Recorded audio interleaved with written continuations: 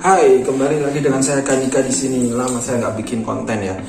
Hari ini kita mau membahas tentang penyakit yang lagi ramai di luar sana. Penyakit lama sih sebenarnya, ini dulu sempat jadi wabah. Nah sekarang ditemukan kembali, menjadi ramai kembali, yaitu penyakit legionellosis ya. Mau bahas penyakit tentang legionellosis, namanya agak sulit ya. Legionellosis merupakan penyakit infeksi dari bakteri Legionella. Nah, bakteri Legionella ini dia hidupnya itu di air, mayoritas di air, baik air tawar, air laut, air genangan air hujan dan lain sebagainya. Dia bisa hidup di situ. Bentukan mikroskopisnya seperti ini ya bentukannya. Ya, berikut epidemiologinya. Penyakit ini dibagi menjadi dua, pneumonia dan non pneumonia. Jika dia pneumonia maka disebut penyakit legioner. Jika dia non pneumonia sebutannya yaitu demam Pontiac, seperti itu ya. Sama-sama diinfeksi oleh bakteri Legionella. Bedanya ada di tabel ini ya. Ininya sesuai dengan namanya. Jika dia pneumonia maka akan ada keluhan batuk, sesak, seperti itu, dengan gambaran klinis seperti itu, lalu ditunjang dengan gambaran radiologi yang pneumonia. Dan biasanya dia ada masa inkubasi kurang lebih 5-10 hari setelah infeksi. Nah, kalau demam Pontiac, dia keluhannya demam flu,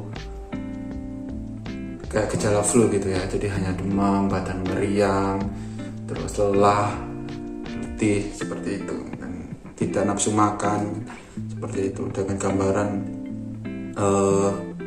klinisnya 5 jam sampai 2 hari, umumnya sih kurang lebih 2 hari itu gejala timbul. Lalu dalam gambaran radiologi juga pun normal. Oke, ini ada hal yang menarik. Jadi dari sumber mengatakan bahwa saat pemeriksaan otopsi ternyata bakteri ini masih bisa menginfeksi. Jadi masih bisa menginfeksi organ yang lain, jadi selulitis, terus pankreatitis, bahkan sampai seperti itu. Mekanisme penularannya, jadi si Legionella ini menular dalam arti dia dapat menginfeksi manusia, dia dari aerosol ya. Jadi ketika semisal kita lagi di pemandian ya, paling sering itu paling banyak di pemandian, baik pemandian air hangat atau kolam renang.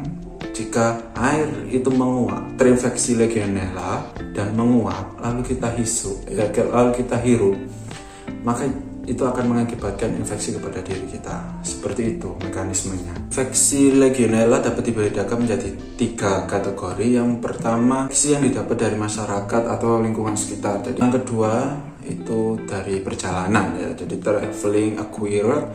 Dan yang ketiga nosocomial, yaitu dari rumah sakit atau fasilitas kesehatan. Dari sumber mengatakan bahwa laki-laki lebih sering karena kemungkinan dari pola hidup ya.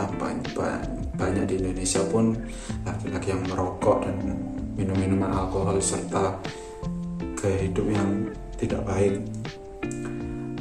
Jadi, tapi nggak memungkinkan untuk menginfeksi wanita. Curigai kalau ini merupakan infeksi dari Legionella atau Pontiac ya. Minimal kita dari anamnesa kita sudah tahu. Yang pertama mungkin riwayat perjalanan ya, karena di kejadian ini masih banyak dari luar negeri. Yang kedua, kemungkinan ada riwayat traveling dalam arti wisata di tempat-tempat pemandian atau kolam renang. Lalu pekerjaan juga bisa. Nah, kemudian keluhan.